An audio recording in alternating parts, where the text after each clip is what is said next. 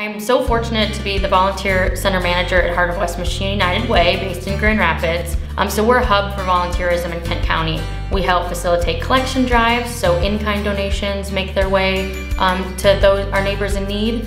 We also help connect people who want to invest their time in the causes they care about with a current volunteer position at a nonprofit agency or school. And then we have big events throughout the year. So I get a little bit of everything in this job. It's a lot of fun.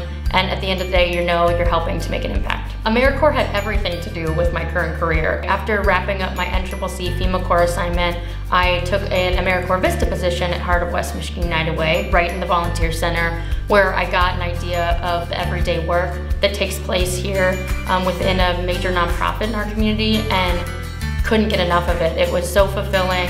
I felt like I was regularly challenged.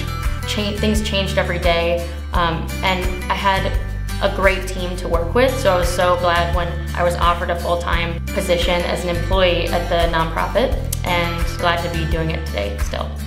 Katelyn Kovalik, I was an AmeriCorps Mcsc FEMA Corps member in 2013, and AmeriCorps Vista 2013 to 2014, and I get things done.